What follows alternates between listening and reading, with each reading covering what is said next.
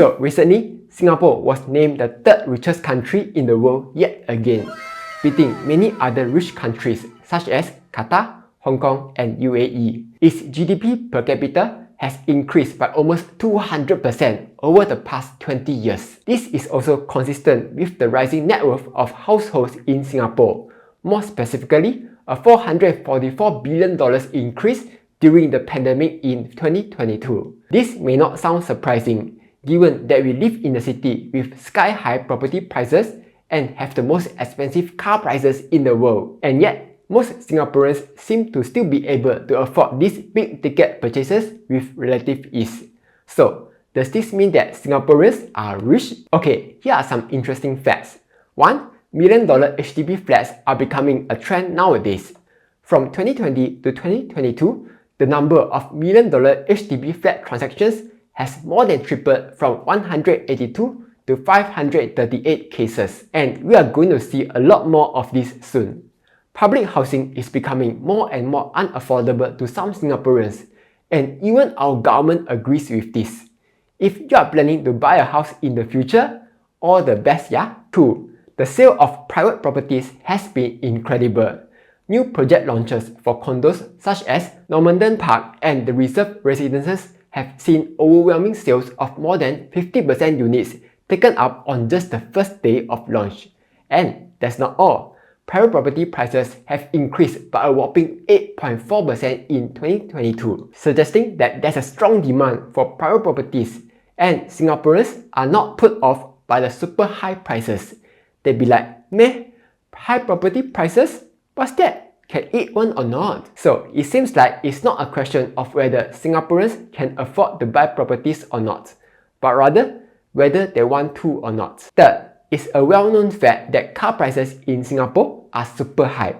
We all know that this is due to the high COE prices, which are hitting record highs every other day. The high car prices seem to have little effect of discouraging Singaporeans from buying cars. From all this, one may think that Singaporeans are rich. But is that really so? It's important to note that these statistics can be misleading, as it may not accurately reflect the true financial health of Singaporeans. Big purchases such as condo, cars, and million-dollar HDBs often come with big liabilities that may take a long time to pay off. According to official data, the average debt per Singaporean adult has more than doubled from 2000 to 2021. Such liabilities also come with interest, which makes things worse as interest rates are at sky-high levels today. This makes it hard for some Singaporeans to pay off their loans. According to OCBC Financial Wellness Index 2022, 2 out of 5 Singaporeans face difficulty in paying their mortgages.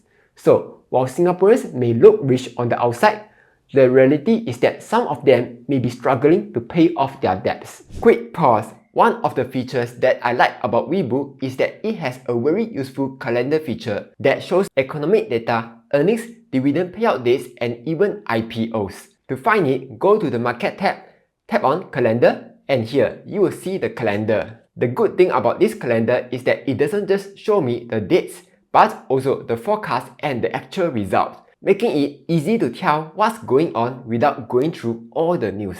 In Weibo's latest sign-up promotion, if you fund your account with $300, you will earn an exclusive 3 free shares worth anywhere from $3 all the way to $100 each.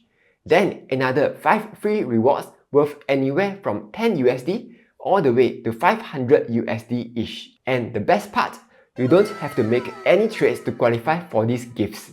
So if you have not signed up to Weibo yet, you can sign up using my link down below.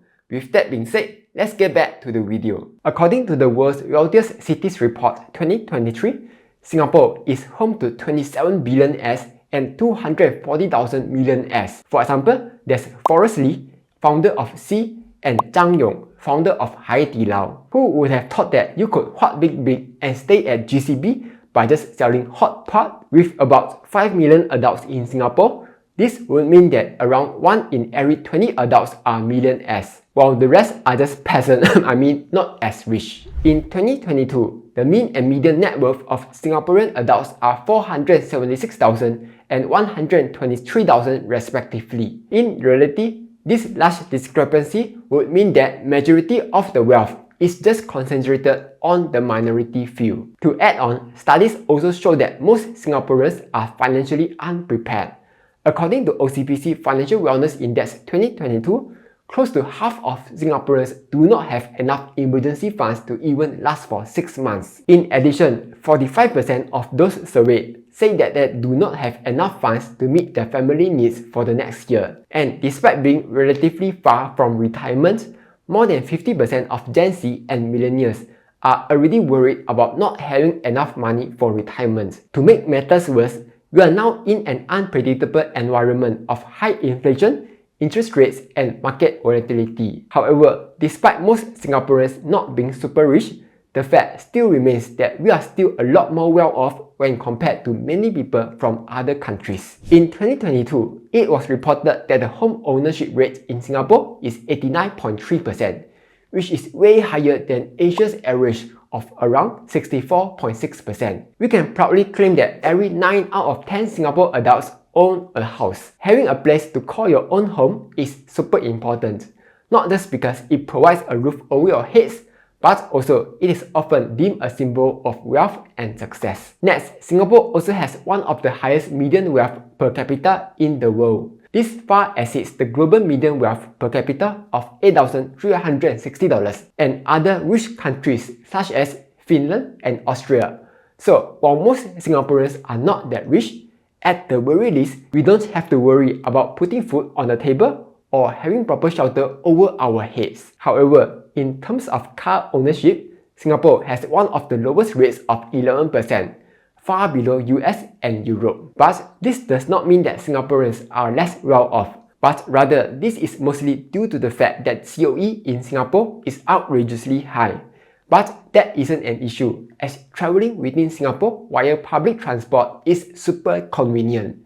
To add on, our public transport is not smelly, but rather it is named one of the best in the world. This is a good thing as Singaporeans are able to cut back on having to spend money on car, petrol, maintenance, car insurance, and instead channel this money into investments to further grow their wealth. Besides that, there's also plenty of affordable alternatives such as hawker centers for cheap food, affordable public healthcare, and heavily subsidized education system. Government grants in Singapore are also quite generous. For example, housing grants in Singapore can go up to $80,000, while baby grants for your first child can go up to $24,000. There are also tax subsidies and many other grants available for businesses. All these initiatives allow us to keep spending within our means and make surviving in Singapore much more bearable. Here are my thoughts. While Singapore is one of the richest countries in the world, this does not necessarily reflect the true reality. Instead, most Singaporeans are just generally well-to-do. To some extent, we are just asset-rich due to the high home ownership and expensive car prices in Singapore. Meanwhile, some Singaporeans are still worried about their financial future and do not even have enough for emergencies and retirements. All in all, it should be noted that being rich is highly subjective. Personally, I feel that it does not matter whether you are rich or not, as long as you are content with your lifestyle. But before thinking about being rich, we should perhaps first equip ourselves with basic financial literacy and take steps to improve and grow our finances. Anyway, that's all for this video. Hopefully, you found it useful. Like, share, and subscribe as I'll be posting new videos every Monday, Wednesday, and Friday.